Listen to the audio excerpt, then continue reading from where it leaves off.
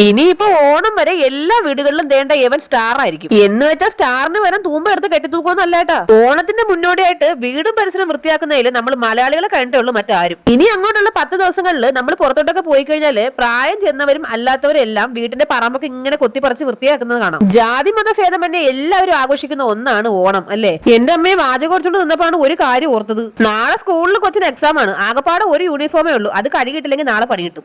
ആദ്യം നാളെ കൊച്ചിന് സ്കൂളിൽ ഇട്ടോണ്ടുള്ള യൂണിഫോം കഴുകിയിട്, എന്നിട്ട് ബാക്കി വാചകം അടിക്കാന്ന് അമ്മ. അലക്ക് കഴിഞ്ഞ ശേഷം ചെയ്യാൻ പോകുന്ന പരിപാടി എന്താന്ന് വെച്ചാല് നമ്മുടെ ഓണത്തിന്റെ ചെറിയ ചെറിയ സന്തോഷങ്ങൾ എന്നൊക്കെ പറഞ്ഞതാണ് ഇതൊക്കെയാണ്. വീട്ടിലെ ഉപ്പ് മുളക് മഞ്ഞൾപ്പൊടി എന്ന് വേണ്ട സകലമാന പലവ്യഞ്ജന സാധനം ഇട്ട് വെച്ചിരിക്കുന്ന പാത്രങ്ങളെല്ലാം നമ്മൾ നന്നായിട്ട് കഴുകി ഉണക്കി എടുക്കും കേട്ടോ. ഇനി ഈ കഴുകി ഉണക്കി പുത്തം പോലെ ആക്കിയ പാത്രങ്ങളിലായിരിക്കും നമ്മൾ ഓണത്തിന് മേടിക്കുന്ന സാധനങ്ങളെല്ലാം തട്ടി വെക്കാറേ. ഇത് ഫൈബറിന്റെ ഇടികല്ലാണ് കേട്ടോ, പക്ഷെ ഇടിക്കാൻ പറ്റില്ല, വെറുതെ നോയിക്കൊണ്ടിരിക്കാം. ഞാൻ കഴുകിയെടുത്ത പാത്രങ്ങളെല്ലാം പറക്കി ഉണക്കാൻ വെക്കുന്നത് എന്റെ മോനാണ്. ഓണക്കാലം ആയതുകൊണ്ട് തന്നെ നമ്മുടെ പറമ്പെല്ലാം ഓണർ വന്ന് വെട്ടി വൃത്തിയാക്കി തന്നിട്ടുണ്ട് കേട്ടോ. ഓണറല്ല, പണിക്കാരാണ് കേട്ടോ.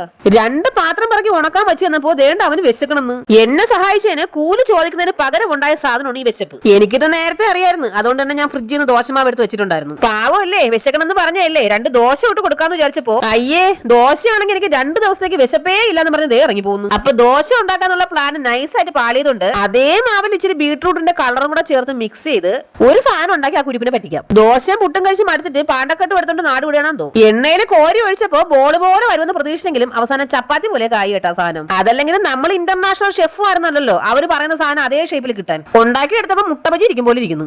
ഇനി പഞ്ചസാര ലായനി തിളപ്പിച്ച് കുറുക്കി അതിനകത്തോട്ട് ഇട്ട് നന്നായിട്ട് മിക്സ് ചെയ്തെടുക്കാം. എന്റെ നോൺ സ്റ്റിക്ക് പാത്രം കണ്ടിട്ട് ആരും എന്നെ തെറി വിളിക്കരുത്. ഓണത്തിന് ഞാൻ പുതിയ പാത്രം വാങ്ങിക്കുന്നതായിരിക്കും. സംഭവം ഞാൻ ഉണ്ടാക്കിയത് തേൻമുട്ടായി ആയിരുന്നു കേട്ടോ. ഇവിടെ എന്ത് കൊടുത്താലും ഈ ഒറ്റ ആക്ഷനേ ഉള്ളൂ. ഇനിയിപ്പോ ഞാൻ തന്നെ കഴിച്ചു നോക്കാം. സാധനം കാണാൻ ഒരു ഷേപ്പും ഇല്ലെങ്കിലും സംഗതി നല്ല ടേസ്റ്റ് ആണ് കേട്ടോ. കറക്റ്റ് തേൻമുട്ടായി. തേൻമുട്ടായി കഴിച്ച് മത്തടിച്ച സ്ഥിതിക്ക് ഇനി ചൂലെടുത്ത് 2 കറക്കും 2 കൊട്ടും. കാറ്റടിച്ചിട്ട് മുറ്റത്ത് എല്ലാം ചവറിന്റെ പെരുമഴ. എന്നാ പിന്നെ നന്നായിട്ട് അടിച്ചു വാരി കരിയിലെല്ലാം കത്തിച്ചാണെന്ന് വിചാരിച്ചപ്പോ ദേ ചൂലും കൊണ്ട് വരുന്ന സഹായിക്കാനെന്നും പറഞ്ഞു. ചൂലുകൊണ്ട് മുറ്റത്തോട്ട് 2 വരയും വരച്ചിട്ട് എവ ഇനി അടുത്ത് എന്താണോ എന്റെ അടുത്ത് കൈക്കൂലിയായിട്ട് ചോദിക്കാൻ പോണത്. ഇതിപ്പോ മരത്തിലുള്ളേക്കാളും കരിയല ദേണ്ട ഇവിടെ മുറ്റത്ത് കിടപ്പുണ്ട്. അങ്ങനെ ഞാനും മോനും കൂടെ 1 മണിക്കൂർ അംഗത്തിന് ശേഷം ദേണ്ട മുറ്റം എല്ലാം അടിപൊളിയാക്കി വൃത്തിയാക്കിയിട്ടുണ്ട്. ഇനി തൂത്ത് കൂട്ടി വെച്ച് കരിയിലെല്ലാം കത്തിച്ചള, ഇല്ലെങ്കിൽ അടുത്ത കാട്ടിൽ ഇതെല്ലാം പിന്നെയും പറന്ന് കളിക്കും. തീരെ ചൂടടിക്കുമ്പോൾ വല്ല അണലിയോ മൂർക്കനെ കല്ലിട്ടുന്ന ചാടായിരുന്ന കൊള്ളാം. നമ്മുടെ പരിസരത്തുള്ള യക്ഷന്മാർക്കും യക്ഷികൾക്കും വെഡിങ് ഫോട്ടോഷൂട്ട് എല്ലാം നടത്താൻ ആഗ്രഹമുണ്ടെങ്കിൽ ദേണ്ട ഇവിടെ ഇഷ്ടം പോലെ പുകയുണ്ട് കേട്ടോ. അപ്പൊ ഇന്നത്തെ അംഗം ഇവിടെ അവസാനിക്കുകയാണേ. നമ്മുടെ ചാനൽ എല്ലാവരും സബ്സ്ക്രൈബ് ചെയ്ത് സഹായിക്കണേ. അടുത്തൊരു വീഡിയോ കാണുന്നവരെ എല്ലാവർക്കും ടാറ്റാ.